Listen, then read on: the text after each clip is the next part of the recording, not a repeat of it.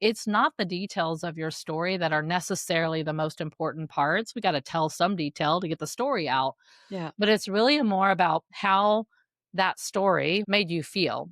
And if you can answer that in the Yeah. telling of your story, you will take your audience on an emotional journey. And it won't matter if they've had the same experience as you, they will relate to you because they will feel what you have felt. Because that is a universal language we all speak. We all know what it feels like to feel mortified and, exhausted from trying to hold a secret in and, trying to keep it all together and like not let anybody in and be perfect. And we also know what it feels like when you realize all of that was really for nothing.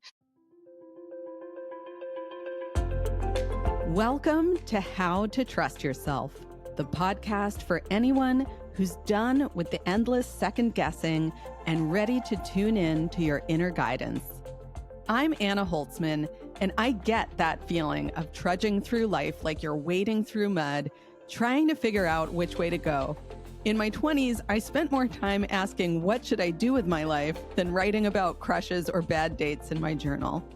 I've tried on a lot of answers: architecture, publishing, editing reality TV for a decade, and finally landing on therapy and coaching, helping people like you connect with your purpose. But here's the thing I've learned through all those twists and turns. Trusting yourself is the key to moving forward, even when the path feels messy. So if you're ready to stop doubting yourself and start listening to your gut, you're in the right place. Let's dive in. Welcome back, dear listener. Today's conversation is with someone who's been shaping women's stories and helping them shine for over 3 decades.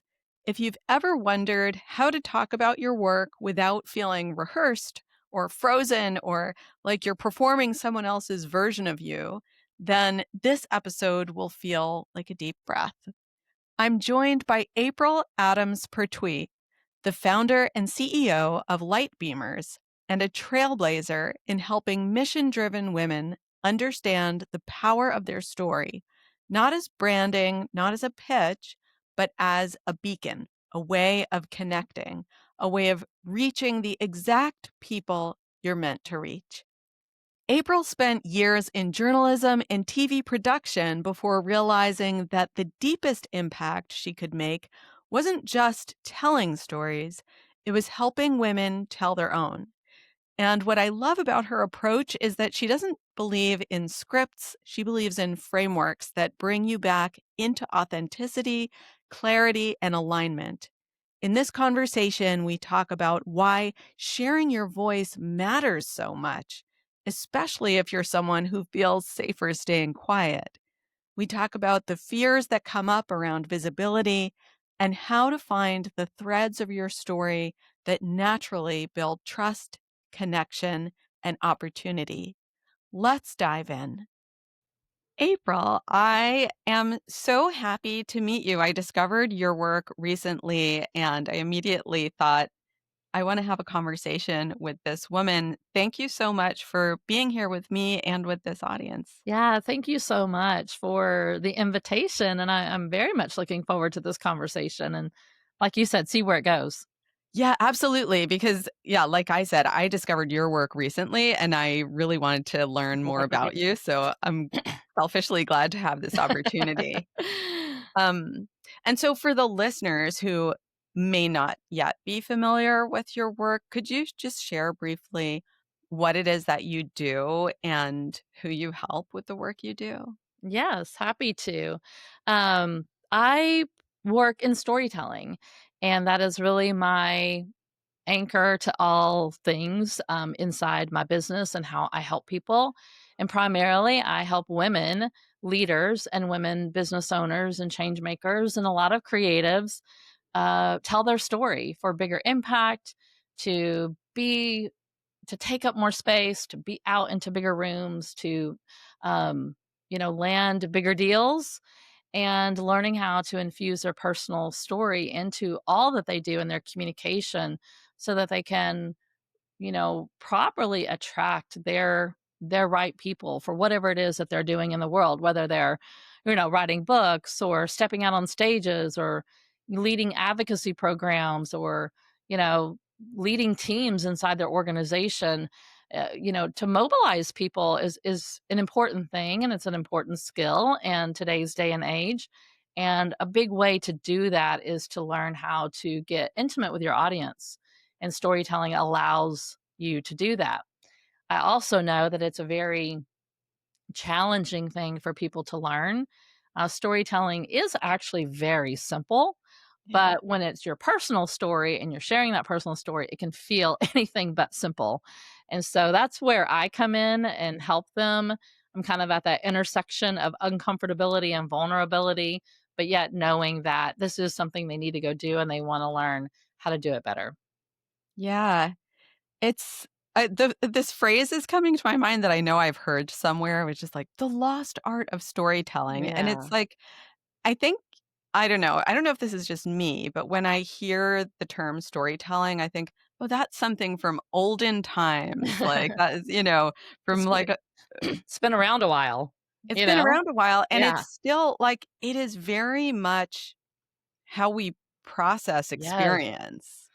I Um, mean, if yeah. you look at even nonverbal storytelling, that's just it. Like we process. I know for me personally, I can say that the world makes sense to me through the lens of storytelling. If I looked Yes. at facts only, and it doesn't take long to look around our world today, and even especially at the time that we're recording this episode, there's Yeah. a lot going on in the news right now.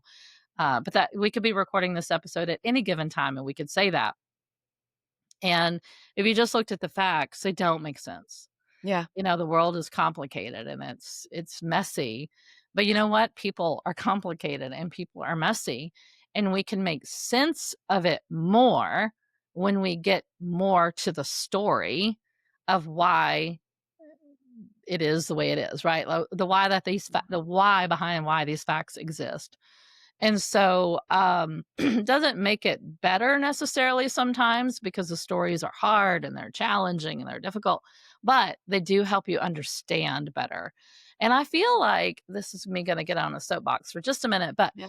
I feel like we do need more storytellers in the world right now, and because we need more empathy and compassion.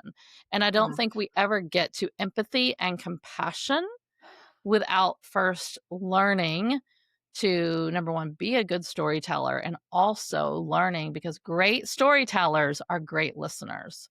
And Yeah. so the second part of that is learning to listen. You you had me at empathy. I just really connected in a visceral way to what Uh-huh. you just said. Uh-huh. And it's interesting, this is a bit of a side note, but I've always said mostly to myself that storytelling has been the through thread Yeah. of all the like seemingly disparate parts of my professional path because Yeah. I've had many, many pivots. I Yeah. started off in briefly in architecture, then moved into journalism and magazine editing. Mhm. Then I worked in TV as a Mhm. TV editor and now a therapist and coach. But through all of it, I mean, it's really all about finding the through thread, finding the story. Yeah. And that, yeah, You and I share that background in television, and that's right. that's been a big part of my background as well. And now, even in the work that I do, I'm still really a journalist at heart, and I'm interviewing people, and that's how I get to the story and all the things. And that you're now a therapist is not surprising to me at Right. all, because even my client, and I'm not a therapist, I have no training in therapy whatsoever. And my clients are often saying, April, talking to you feels like a therapy session. They often will Yeah. say, like, I'm like a therapist to them, but I want to be clear, I'm not. But that's because we're doing the work of helping them identify these stories, right? In therapy, you have to identify stories that are going on in their heads and in their hearts to understand Yeah. why they're feeling a certain way or why they're behaving a certain way. It's really no different in what I'm doing. We just want to get them Completely. into a place of being able to use the story in a positive, powerful way, and get them on the other side of a story so that they can use it, for not only their own good, but for the good of their communities at large so that they can go and have that impact. but the therapy piece is not surprising to me at all that that's how your Yeah. path kinda landed. Yeah, I love that, like, the shared references we Yeah. have help it make sense, and I'd love to pull a little bit more on the thread you're already pulling on, which is, like, what is the path that led you to the work you're doing now? Because this is Mm. obviously very personal work, it's something It I often say because everyone I speak to on this podcast is someone who didn't just take a list of careers and run their finger down and say, I'll just do that. That looks practical." Yeah. You're doing something that's very close to your heart. Yes. How have you arrived here? Yeah. Um, I've arrived here from, many, many, many influences, but a few that I'll touch on. Probably my earliest influences was my grandmother. And as a Oh, kid, one of my favorite things to do when I was a child was to go and stay at my grandmother's house. I called her Nanny, and I would go and stay at Nanny's house. And she loved, this is a long time ago, so this will, for listeners, 40 and above, they can appreciate this. She would listen to an AM radio station at night when we would crawl yeah. into bed, and it was talk radio. And we would, get in bed together, and she would pull that AM radio and she would tune it into the dial, and we would start to hear people. And it was a talk radio station where callers would just call in and start sharing their story. And I have such amazing fond memories of laying in bed at night with her listening to these strangers, Mm. who I couldn't even see their face because this was long before video and internet and all those Yeah. things. And just listening to their voices share their stories. And it had a big impact on me. And here I am, like 7, 8, 9, 10 years old, and I don't even have any real lived experience yet. And there was something about that experience of listening to those stories, many, many, many times throughout my childhood that made me want more. It made me really curious, and I felt empathy. I felt things that I didn't have language around at the time. I felt compassion. I felt, they would make me laugh, they would make me cry. And so I I felt alive, through those experiences. I didn't have that language back then, but I can look back now and see that that was my experience. And then my parents were super social. They were both entrepreneurs. And Mhm. growing up, they were always throwing parties at our house. And I would be there, as the kid in the house. And I would just watch and noticed how my parents built their businesses. And it was through Ah, community. It was through sharing their lives with people. There was a mm, very blurry line between business and personal. I mean, it yeah. didn't exist. And that was another kind of influence that I noticed, I think I could equate my parents' success to the way that they built relationships with people. And you don't build relationships with people without storytelling, right? You don't become a Yes. best friend with someone without knowing their story. And that was certainly the case of my parents. And this includes, times when my parents went through a divorce, a time when my Mm, parents went through bankruptcy, a times when my parents went through business failure. It wasn't just success, it was yeah. also hard times. And so that was a big influence on me.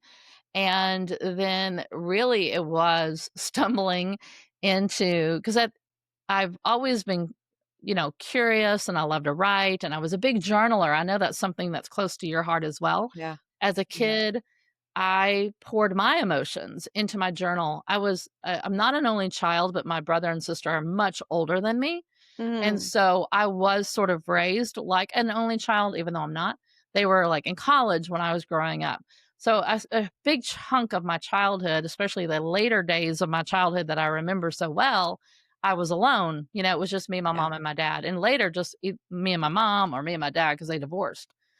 And so a place that I poured my emotion and my thoughts and my feelings and my dreams was into a journal. And I've just discovered that I loved writing in my journal. And so I'm a lifelong journaler.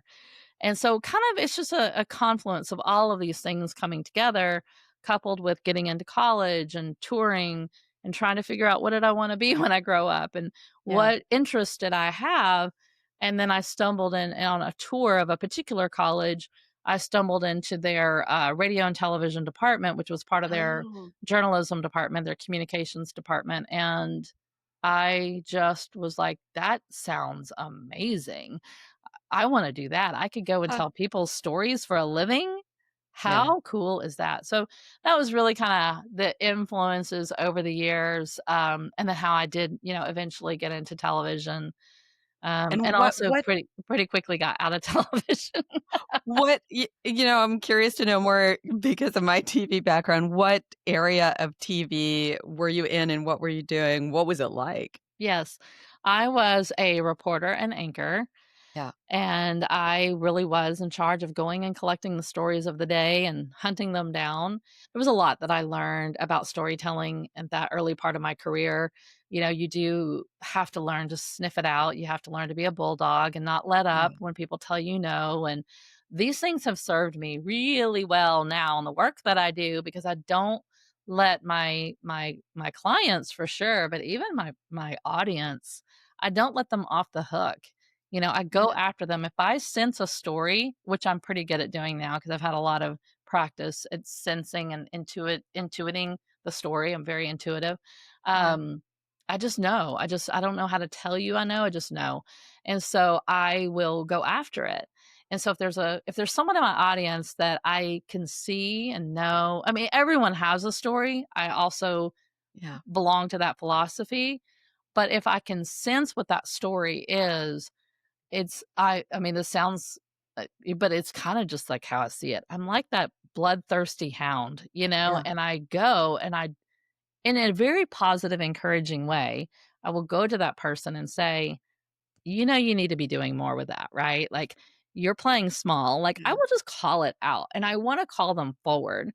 And, so I learned how to do that, in working in television. I learned Yeah. how to, if you go to interview a cop or, the sheriff or, the mayor, and they're kind of giving you the political, correct version of the story, you learn how to circumvent that and figure out the real truth. And so, a lot of it was, knocking on doors of people's homes after a tragedy and Mm, finding a way for them to learn how to trust you in about 5 minutes, because yeah. you had probably less than 5 minutes to see if they were gonna give you an interview or not, and Yeah. I learned how to do that. And, you empathy and compassion come really Oh, yeah. strong because you can't be there shoving a microphone in someone's face after they've just lost their daughter and expect an interview if you are coming in like that bloodthirsty hound, right? Yeah. So I had to learn to take what was kinda inside and showcase it in a way that was genuine, of course, because I'm a human and I do have compassion for people. But, those skills were some of the things that, transferred now to what I'm doing, but that's how I cut my teeth, and that's how I got started was, hunting down stories every day and learning to, go with where I was curious, Yeah. and if there's slow news days, right? There's days where there's not something going on that's, quote, "newsworthy." Those were actually my favorite days because Yes. I didn't really love the news. I mean, most of the, quote, "newsworthy" stories were bad. It was tragedy, it was, corruption, it was, Yeah. all the stuff that is salaciousness. It was very, salacious, and I didn't love that because that's not really my nature. And what I loved was a slow news day where we got to explore more of our fluff stories. We got to go be more Yeah. creative. We got to go tell some of the stories that we wanted to go tell. And so I loved those days. And that's Mhm. ultimately really why I got out of the news business because I figured out that I really was kind of in the wrong business because I didn't want to chase the bad stories. I wanted to go chase the good stories. And Yes. and now that's what I get to do, all these years later with my company LIGHTbeamers is it's all about chasing the good stories. That's so amazing. So, once again, like to me, this maps so much onto therapy and coaching Yeah. because as you were describing all that, it's like, yeah, that reminds me of, you know, in therapy often, people go to therapy in order to talk about the bad stuff, and there's nothing Right. wrong with that. We need a place to process. I mean, that's a big reason therapy Mhm. exists. Yeah. Um, and then, it's like when I've worked with folks in that context for a period of time, and then they're starting to come out of the darkness, and it's like, "Well, maybe Mhm. I don't need this anymore, but wait, now this beam of light, like, LIGHTbeamers, like Yeah. your company, this light is starting to come out, and it's like, let's work with that. That is such a joy to work with, and it's not that it's all rainbows and unicorns, like, Mm-mm. there's really hard stuff in there too, but it's really exciting. That was really what I didn't like about the news business is because we only focused on when the story was hard and negative. Like, Yeah, let's just take um, someone who might be accused of a crime, yeah, and we're just there to, like, you know, put the light and say, "Look what they did, and they're getting they're gonna go to jail, and this is the sentence they got." And it kinda goes back to, that's just data. Those are just facts. right, it's And really didn't not a really ever story. get to the human of, like, well, why did that person commit a crime? And then Yeah, after they went to jail, we never followed these people after they went to jail, right? We never followed up to find out what happened after they got out of jail, unless, or, whatever ended up happening in the dot, dot, dot, as I call it, in a yeah, story.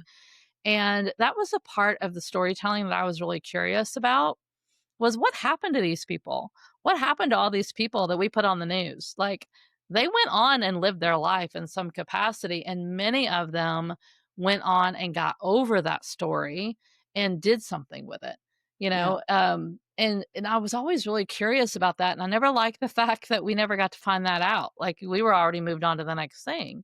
there's And no I feel empathy. like what I'm doing now is in a way is kind of a full circle thing, because now I'm more focused on working with people at a point in their life where they've maybe worked with someone like you, and they've healed that story to a place to where now we can do something positive with that story and share it Yeah. and do something good with it, because yeah, I mean, this happened, but then what? Yes, I love that so much. I wanna go back a little bit to Mhm. something you were talking about earlier, that why stories are so important. They have the power to move people into action. They have the power to build empathy. Mhm. And I can also hear, the voices of probably many listeners, just people in general, is like, okay, that, like, I get that, but why would my story be important? Right. Because, like you said earlier, everybody has a story. There's Mhm. so many stories out there. And so I'd love to hear for you, why is it important to bring out your story, the story of all the women that you work with? Why is that important? Because if we I think you have to bring it back to community, because if you sit there and think that you don't have anything to offer, that your story is boring, it's vanilla, you've never been accused of a crime or had battled cancer or any of those things, right? And there's a lot of people out there like that, right? There's a lot of people out there that would say, I don't have a big story. And so I really don't know what the data is, but I think it's a fair assessment that, I mean, probably like half the population thinks that, right? Yeah. And let's just say that that's what the number is. So if half the population is running around thinking that, then what they're going to do is not tell that story, right? Not even look at themselves in a way that examines the the quiet, untold stories that they're holding on to. And it might be the journey of becoming a mom, or it might be just learning a new skill and challenging themselves, in a new arena, maybe taking a new job, a career pivot. These are not giant stories. These are things that a lot of people, all walks of life, are navigating. All the more reason to share that story, because lots of people have these stories. Lots of people are walking this journey and are navigating something similar. And so at Lightbeamers, I have a tagline that when you share your story, you shine a light. And so the more we share our simple, unspoken, seemingly boring stories, the more that it's like a light that, you attract those people to you. And so now we're building community. Now, and it's not that it's not about just like attracting like. because on the same token, there's people that will be attracted to you that don't have that story, but they're attracted to the way that you are showing up. They're attracted to your boldness, to your courage, to the simplicity with which you were owning that story as if it were a big deal, right? Yeah. And so that is really where we get into community with one another. And at the end of the day, I don't care what anybody says out there. I don't care if you're an introvert. I don't care if you don't like talking to people and all those things. We have an innate need to belong. We have an Yes. innate need to feel like someone sees us and hears us. And if we ignore that need and we don't tap into our own story to share it in a way that allows you to be seen and heard, then that is where we get into problems. That is where we get into isolation. That's where we get into, and again, I'm Yeah. not a therapist, Anna. I know you could probably speak to much more about this, but I just know that that's the pattern that it will happen. Yeah. You are not in community, you're not in good accountability, you're not holding yourself up to standards that you're capable of. And I just want to see people rise up to their fullest potential. And I just, storytelling is a vehicle if they will allow themselves an opportunity to go on that personal storytelling journey. You will learn so much about yourself and you will start to value yourself more. You will start to see that there is a lot of power in sharing your story and it can attract people to you that can become supporters and cheerleaders and fans and accountability partners and people who are going to hold a mirror up to you when you need it. I mean, we could talk for hours about the benefit of storytelling, but Yeah. that is how I see it when people say to me, "I don't think I have a story," or Yeah. "I don't need to tell my story. My story is boring. Nobody would find it interesting. Nobody would want to listen." And I would say to you, let's challenge that theory and find out if that's true.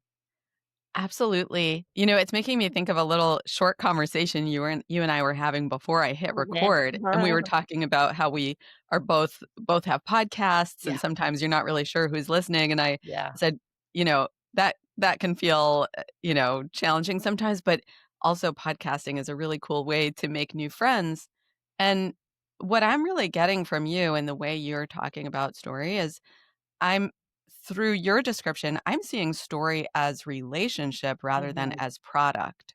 I think we Yes. get all clammed up because culturally, I think there's this message that a story is a product and it's got to be a bestseller and a Right. headline, right? But what you're saying is totally different from that. Like, we all need relationship, and relationship never gets old, and it's never like a that's been done already or there are enough people out there to like do relationship, right? Yeah, it's so true. Like, how else are you going to build those relationships without, in some capacity, opening up to somebody?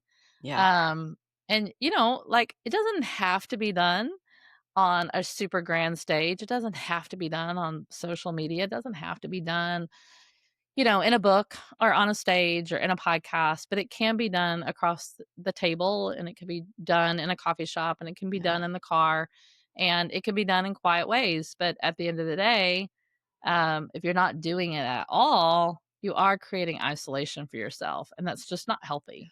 Now, like a lot of the clients that I work with, I mean, we're doing some of the other stuff. We're definitely helping them get out on those stages and the books and the podcast and all those things because my clients really understand that there is value in storytelling. My clients really understand that storytelling is a powerful vehicle for them to create bigger impact in the world, yes, through relationships. And they cannot reach the people that they want to reach without visibility around their story. So Yeah. visibility is a huge thing, coming from the media background. I mean, I have some knowledge around and I have some comfortability around, so I can help my clients with that. But there is a difference. I mean, there's people who don't quite know how to do anything with story. They don't think that it matters. And, those are people I'd love to reach and try to, teach them that to see it a different way. And then once you start seeing it and you realize, oh, yeah, like I can do something with this, and this is a vehicle that I want to use, then those are the change makers and the deal makers and Yeah. the authors and the speakers and the podcasters like you that go out and say, I'm gonna share my words today, even just getting on social media, making a post. I mean, how many people do that some of them love social media and they're out Yeah. there creating content all day long. And there's a whole nother population side of the population that's like, I hate social media and Yep. I'm not Yep. sharing anything. So I mean, you gotta Absolutely. choose your lane. You gotta pick where you want to be. And no judgment where that is. No. But the people that I enjoy working with and calling forward and encouraging, even if it's just through listening to this episode, is getting people to move into that category that says, yeah, Yeah. there is something here of value and I do want to shine my light in the world and I'm not going to be afraid anymore to do it.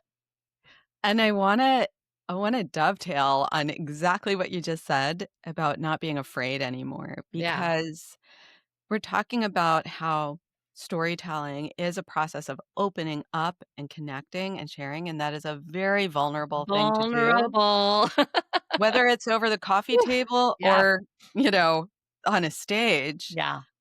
Very. Um, it's very vulnerable. It tends to bring up fear. I mean, this is why, you and I both do the work we do, right? It's Exactly. like it's a whole thing. And so what are some of the common fears that clients Mhm. arrive with when they come to work with you, and how do you work through that together? A quick pause here because I want to invite you into something that I think could shift the way you feel about showing up. If you're a sensitive creative or entrepreneur, and the idea of being really seen and heard brings up fear, resistance, or that, oh no, not me feeling, you are in good company. My free visibility workshop, Let Yourself Be Seen, is all about making visibility feel safe to your nervous system and true to you. We'll explore how to work with fear as a doorway into more authentic self expression so you can share the work that matters most to you without pushing, pretending, or burning out. You can save your spot or catch the replay at annaholtzman.com/be seen. Okay, let's get back to the conversation.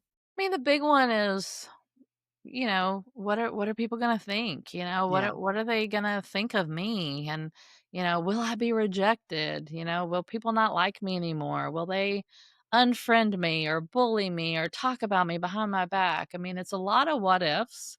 And Yeah. that's why I say you don't have the right to think about the what ifs if you're not challenging that thought process and creating evidence around it. Now, some people will go share their story and create evidence. There will be evidence that people don't like you, that Yeah. they don't like what you have to say. And so that's where we have to really work through building up um, value and worth around what you're sharing and creating a confidence around what you're doing and understanding that you are not going to be for everybody. There may be listeners that listen to this particular show today who love you and don't really like me. Or I vice don't versa. resonate with them. It's like, man, that's just not my girl. And that is okay. It doesn't hurt my feelings. I understand that I'm definitely not for everybody. And everyone else has to get to that place too, especially if you do want to go out and get to a place of sharing it more publicly. But I think that's just the innate fear that all of us have is rejection, is thinking about what people are going to think, what others are going to have judgment around, and there's just kind of like a baseline of embarrassment that is coming before we even know what that might feel like. And so we don't really ever get to experience exhilaration until we go through that fear. We have to, like, I do this every day. I'll get on a podcast. I do my own stuff on my own channel. I go speak Yeah. on stages. I've written books. I do all of that, not because of it's just not even about my story anymore. It's like I can share my story and just know this isn't even about me. The exhilaration comes from when a listener or a viewer or a reader or somebody in the audience comes and says, I listened to that thing and gosh, that was so helpful. You made me see Yeah. things differently that I hadn't thought of before. And that feels really good. That's the exhilaration, that's the payoff on the other side of fear. And you won't ever experience that when we stay into a state of fear and therefore stay quiet and therefore keep those stories unspoken. It just doesn't it's not going to happen in a vacuum. Yeah. And it doesn't have to always happen on a grand stage, but like it again can be feeling the exhilaration of developing a new friendship and a new relationship because you were bold and courageous and shared openly a little bit more of who you really are and some of the things that you are desiring in the world and some of the mistakes that you've made, and you just come clean. I mean, it's such an easier relationship to be in with people when we just tell them who we are and we don't try to wear a mask and we don't try to be perfect and, none of those things. Yeah. Yes. That masking. I mean, I think we all know what that feels like in our musculature, right? Yeah, It's it's like bracing. exhausting. It's so exhausting. And I really do think this is why a lot of people think that doing visibility work, whether it's posting on social media or being on a stage or whatever, I really do think that why a lot of people find that exhausting is because of that like Masking. reflex masking. Mhm. Yeah. Yeah. Yeah, it Absolutely. is. It is really hard to keep up when you're when you're trying to make it only look one way. And Yeah, that's the going back to the vulnerability of storytelling, right? That's actually the beauty of allowing yourself to be vulnerable is you just get to let all of that fall away. it is. A story I share that kind of illustrates this, it's one of my own stories. When I was growing up, I fell when I was a very little child. I fell and knocked my 2 teeth out in the front that Mm, were growing in. Then they were the baby teeth, I guess, but later when they grew and deformed, and I had to have those teeth pulled, probably in, like, elementary school. yeah. And so I'm now in elementary school, and I don't have teeth, like, Oh, this is where everyone has their teeth, and I don't have teeth. yeah. So, I mean, I went to the dentist, and they made me you know, fake teeth to pop in. It was like a partial. And then so I had this retainer with 2 teeth on it that I could literally pop in and out like an old person, right? Yeah. And it was mortifying, as you can imagine, being a young child, and I never told my friends that these were fake teeth. I'm sure it was kinda obvious, but they Mm, never saw me without my teeth, that was never, out in the public, if you will. yeah. And so I went years and years until I was in high school, and I went to a boarding school. I went to an all-girls school, and so I lived at the school in high school, and at night, there was one night that a fire alarm went off, and I had my own room, and at night, I would take that retainer out, and I Yeah. would soak it to clean it, and so I didn't sleep with my teeth in. Right. And so at 3 o'clock in the morning or whatever it is, this fire alarm goes off. It's a drill, wasn't an emergency, but we didn't know that. So one of my friends, down the hall is banging on my door to get me to wake up to come out because we got to go. And I jump up and I go to the door and I'm like, what? And I'm having this conversation with her and we're all kind of bleary eyed, but Oh, I can see on her face a sudden recognition that she yeah. sees me without teeth. And now she's recognizing and realizing, oh my gosh, Mm, April's like, it's my secret was out. yeah. And when I Yeah. saw the recognition on her face, I knew that's when I realized, oh my gosh, I don't have my teeth in. Yeah. And I, of course, slam the door and I go in and I put my teeth in and I come back out and I act like that never happened. We're just Yeah. going to pretend like she didn't see that. And Yep. I definitely wanted to stay away from her. I wasn't going to have a conversation. And that, in that moment later, in the aftermath of all of that, I knew like the gig was up.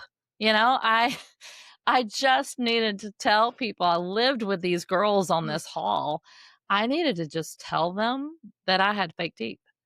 And then that story couldn't have power over me anymore. I would tell yes. them the story about how I fell and how I knocked them out and how I've had all these surgeries. And I actually was waiting an impending surgery that Yeah. ultimately did, give me permanent teeth that I now have today. I had all of this work Mm, done when I was in high school. And so it just provided an opportunity for me to just let the mask down and be honest and be really vulnerable. And what did they care? Like, they're like, "Oh, that's cool." Like, It's it always didn't they bigger weren't to gonna say ourselves. anything about me. And no, Yeah. and at that point, they couldn't say anything about me because I was already saying it. Yeah. I had diffused Yeah. all of that power. And this is, I'm learning this at, like, 16 years old or whatever it was, and I have just that's a story I tell my clients all the time because I'm like, "You're letting that story have power over you because you're not telling anybody that story, and you're tucking it away, and you're, shape shifting and doing all kinds of stuff, making it look really good on social media, right, or all the things, and that's just exhausting. And if you learn to actually harness the power of that story, what might you be able to do with it? And now I say that my teeth have been one of my biggest teachers because learning that lesson at 16 really was eye opening to me because I could feel it in my body and my energy and just my heart. Like, I don't have to keep that secret anymore. And it was really no big deal. It was really no big deal. The only person it was a big deal to was me. Yes, and that is so relatable. I mean, this thank you for sharing this story. I went on like, as you were describing earlier, it's like so I haven't had that specific experience. In fact, very few of those details are things Right. that I've experienced, but I went on my own whole emotional journey, all of the experiences that map onto the emotional arc of that story, Yeah. and we all have that. Yeah. I got to see it in a clearer way and, like, experience the feelings of it in a safe way being held by your story. It's an incredibly powerful thing. Thank you. Yeah, that you said it like this emotional journey. And if I could leave your listeners with a tip on how to become a better storyteller, it's really that. Like, it's not the details of your story that are necessarily the most important parts. We got to tell some detail to get the story out, Yeah. but it's really more about how that story, whatever the thing is, made you feel. And if you can answer that in the Yeah. telling of your story, you will take your audience on an emotional journey. And it won't matter if they've had the same experience as you, they will relate to you because they will feel what you have felt. Because that is a universal language we all speak. Right? Yes. We all know what it feels like to feel mortified and, exhausted from trying to hold a secret in and, trying to keep it all together and like not let anybody in and be perfect.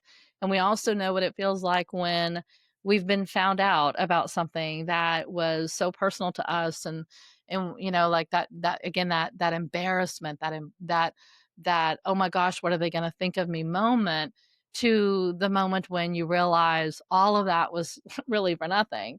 And some Yeah. of the emotional language that I wasn't even consciously doing it, it's something that I'm able to do very easily now because I know storytelling and I know how to do it. But that's an invitation to the audience is to practice more, to become that type of storyteller so that you can take your own audience on an emotional journey that will make them want to be a part of whatever it is that you're doing because they can Yeah. buy in. A lot of times it's audiences will say, I could see you just said it sort of, I could kind of what I could see my own self in your story, even Yeah. though I don't have a story of navigating fake teeth, right? That's not Or your going to story. boarding Or school, going right? to Like, boarding there's school and all plenty those of things. Yeah. details, and it's like, Yeah.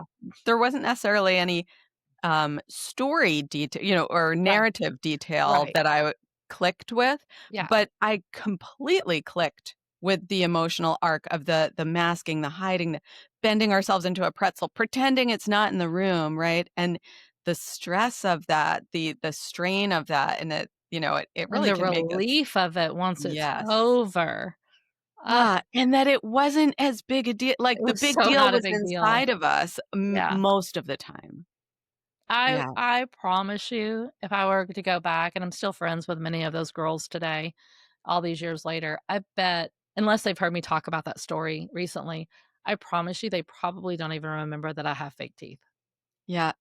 And this is also to your earlier point of, like, you don't have to have what you think is a big story in like news headlines terms. Like Yeah. that was a big story. I don't It's a think it big would story for make the me, right? news, Because right? it was something that I lived Yeah, with and was challenged by and was embarrassed by, but, like, just the navigation of, like, going through all the surgeries that I've been through and all the dentist yeah, appointments that I've been to. It's a big piece of my story. It's a big story to me, but it's not a story that is gonna make headlines. It's not a story that they're gonna write about in right. magazines. It's not a story that is going to get me, booked on a stage. It's like none of it's not a significant story. It's kind of a boring story, to be And honest with yet you. it is a significant story, Right.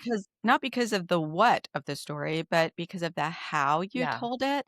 And I think this is part of, like, a framework that you teach, if I'm Mhm. not mistaken, because, I think when folks are I was gonna say not used to storytelling. We do all tell stories We just in our do, yeah. conversations, right? So we think we're not used to storytelling. And if someone is thinking like, "Oh, I wanna speak on a stage, but I don't know how to do that." And we might be thinking like, "I've gotta come up with something that's very clever, and then I have to memorize it, and then I have to recite it just so." But that's not how we get into our own emotion in storytelling, and that's not how we create an emotional connection. I don't know if there's a bit you wanna share about the framework you teach and how you help folks to get into that emotional connection. Yeah, absolutely, and this this really is, I mean, a way to share stories without it feeling like it has to be manufactured or it has to be really scripted or perfect or something you have to memorize, is Yeah, really just leaning into your own story and letting it do all the heavy lifting for you, really. And that's yeah, so freeing to me. I teach a framework that is really rooted in what I did and do as a journalist by trade in terms of trying to pull the story out of people is kind of was always looking for three big components of someone's story, which was what I call the before, the transformation, and the other side. So I'll just take my yeah, own teeth story that I just shared with you since that one's fresh. The before of anyone's story is what was once in place for you in terms of historical context, right? Like, what was a thing that was a challenge that you were experiencing, or, a journey that you were walking through, or a feeling that you were having that was where that story might have been having power over you in the moment. We all have yeah, those. And it can even be it doesn't have to be a big story. Like I said, it might just be a really simple story about becoming a mom. Becoming a mom, like when you're not a mom, there's like, I don't know how to be a mom, I don't know. And it's like all the what ifs and all the thoughts and the excitement of becoming a mom, you know. So it can be simple like that. My my teeth story, my before was obviously, telling you the yeah, historical context that that I had had those teeth knocked out, that I had to, walk around with this retainer that I had to take in and out. And I was really embarrassed by it. And I was trying to cover up the fact that I had fake teeth because I certainly didn't want my classmates to know, because we all know how cruel kids can be. yeah, So that's a simple before. The transformation, I like to describe the story arc as a mountain, because I think visually yeah, we can see this. When you're standing at the bottom of the mountain, that is your before. That is kind of where you were coming from, the state of being. But when you go to climb a mountain, you're seeking, you're climbing because there's something there that you want to try to get to, but you're on the trail and all you see is more mountain at the time when you're climbing, and it's hard, and I mean, if you've ever climbed a mountain, it's pretty hard. So, there's that. That's part of the climb of the story, which is leading to a climax, right? If we go back to our storytelling figures of the great classics that we've read, there's always a climax in any good movie or good story. And so when you get to the top of the mountain, it's like you can now see the view, and something in you changes. yeah, My mountaintop transformational moment in my teeth story was that moment at 3 o'clock in the morning when my secret got found out. It was like, oh, well, now what am I going to do now that at least one other person, and if one person knows, someone else is going to know because they're going to tell them.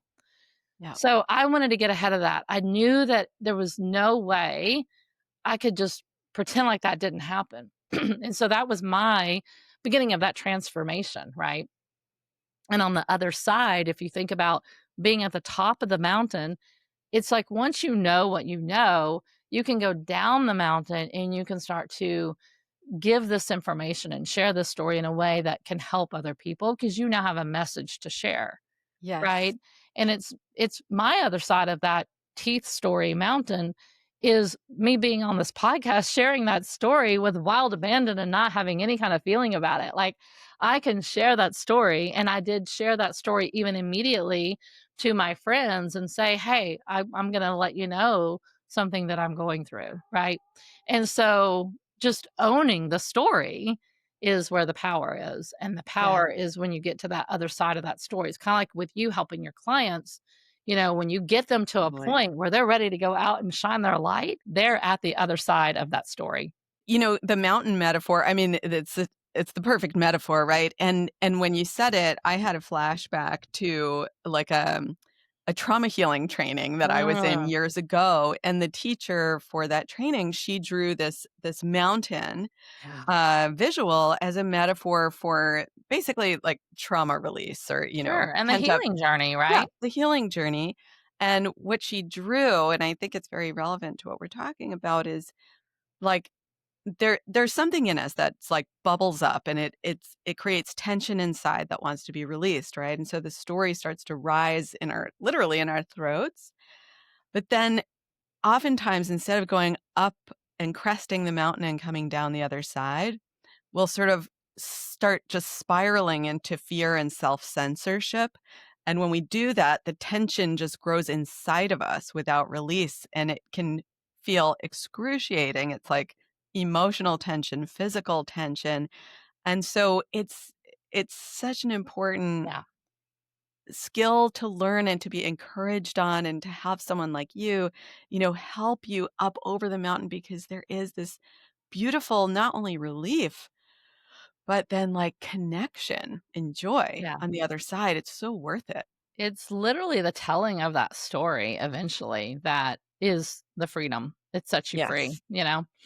And that's why I think it's so important for people to examine this and think about, just for their own personal experience, what that could look like. But if you, put this to the test for people who are wanting to reach more people who feel like they're on mission and they want to help more healers, coaches, therapists, artists, creatives, business people, entrepreneurs, right?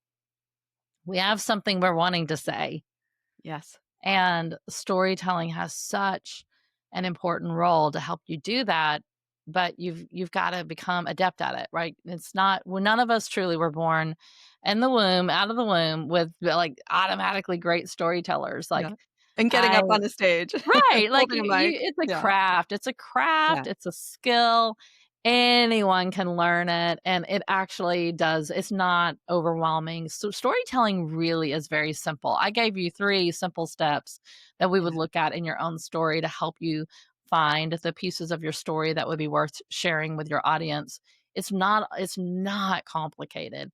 I mean, it you talked about in the beginning of this episode, in this interview, that, storytelling's been around for a while. It's been Yeah. around for a long while. We know it dates back to the cavemen. And when you think about the simplicity with which the cavemen told their stories, because they just had paint and sticks to work with, right? Yeah. And so it wasn't even paint. It was, you know, dyed water and probably a little bit of blood and all kinds of other stuff, right? Like it was so simple. They needed it to be simple in order to be able to communicate because they didn't have words. And so we have to keep it that simple. And that's the good news, is that it's just not a complicated process. Now, emotionally and getting over that fear and getting you energetically there, that's the complicated part, right? That's the Yeah. part that people actually, it's the inner work we have to do that allows us to get to the outer work of actually sharing our story. And that's where you come in. Yeah. And And you do and too. and that's where I come in too. Yeah. Yeah. That's where this kind of work comes in, that we all need. And, I work with my own coaches, and I would imagine you probably do too. Yes, absolutely. Um And we're coming to that time in the conversation where I ask these 3 final questions that I like to ask every guest. And the first of those is, and this is so perfectly tailored to you specifically, I think. If there is a soapbox message that you're putting into everything you share and all the work that you do, what would that message be? Well, I feel like I mean, you been on already said you I feel like mentioned I've been on a soapbox soapbox earlier. this whole interview. Um, but, this is very authentic. I mean, it's really it really is what I care about, and what I do wanna say in the world is that your story matters, that everybody has a story and that your story matters, and there's a real fantastic use case scenario for sharing it. I don't know if you saw this happens to me because I'm like done so much like somatic work. I'm very connected with my body responses. And I went into this like full body shiver when you said your story matters because that's what happens when something very really resonates with Yeah, me. I love that. Um feel like a dog, just like I love shaking. Oh. um For the listener who is hearing you speak today and they're latching on to what you're Mhm. saying, they're feeling inspired, they're feeling that tug that brings us to starting to move up that mountain of sharing our story. They're also feeling a lot of fear, overwhelm, like, where do I even start? It sounds like, there's so many Yeah. different places I could begin. What words of encouragement would you offer that listener? Well, first of all, you have to just start. And, going back to, we didn't go deep into this, but I know you appreciate journaling, and I shared how journaling has been important in my development as a storyteller. I would encourage people to journal if they're not already doing that. If they're already doing that, then I would say get into a community, and it can be small.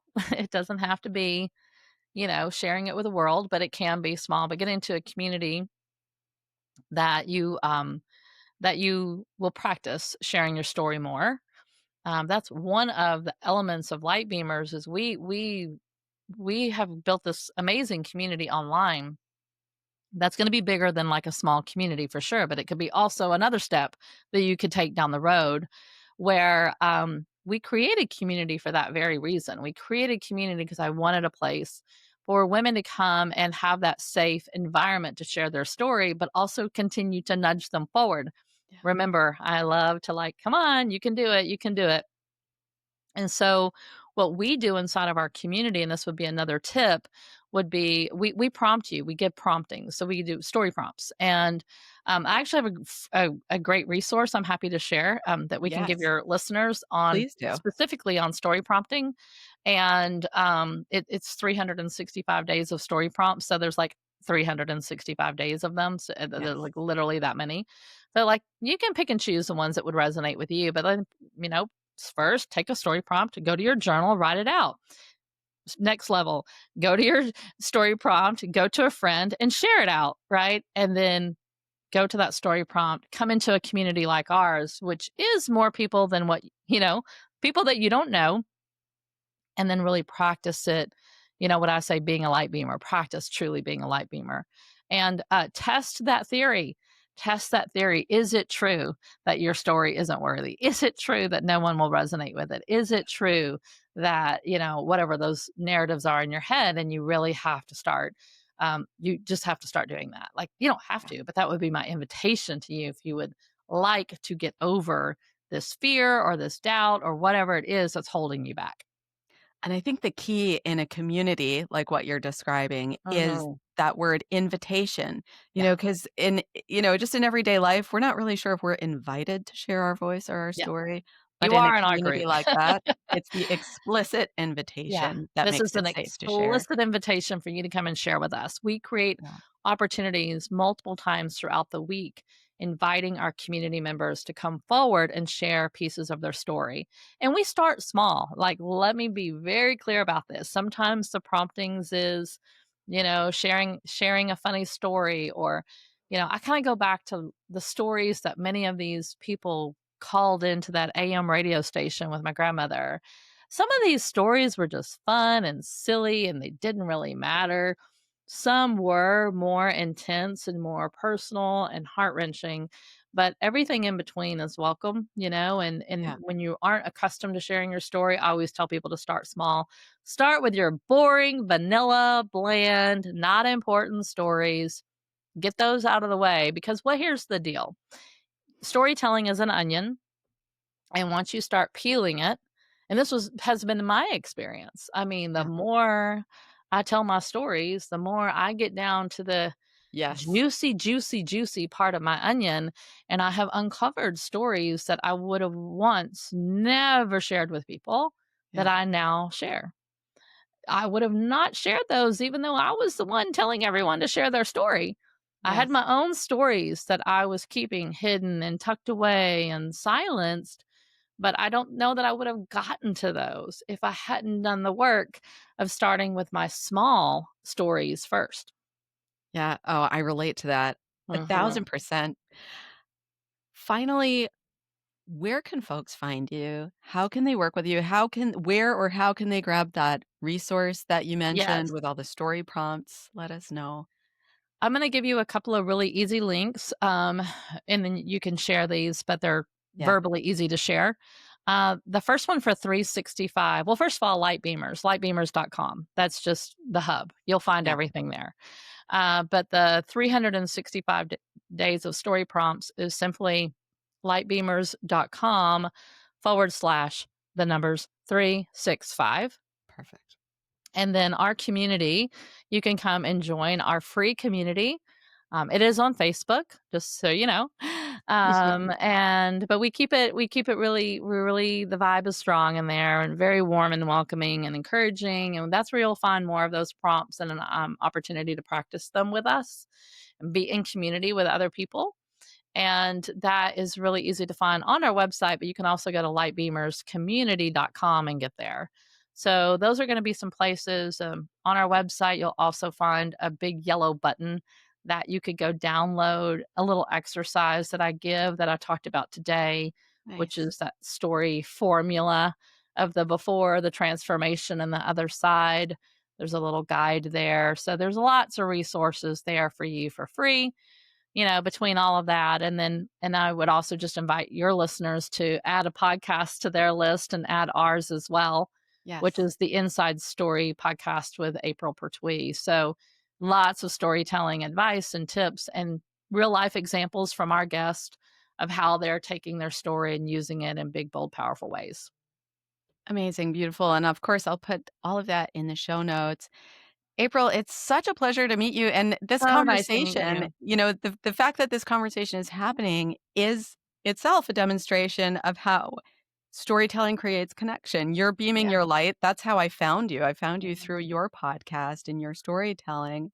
And now I'm getting to connect with you and have this wonderful conversation. Thanks so much for being here. Thank you. Thank you so much. It's been just a lovely conversation. I appreciate it. If you enjoyed today's episode, please do me a favor. Hit that follow button so you don't miss a thing and leave a rating or review. It helps more people find this show, and honestly, it makes my day. And if you're looking for more ways to trust yourself and start listening to that gut instinct of yours, come hang out with me on Instagram at Anna_Holtzman. Let's keep the conversation going. Thanks so much for listening, and until next time, trust yourself. You've got this.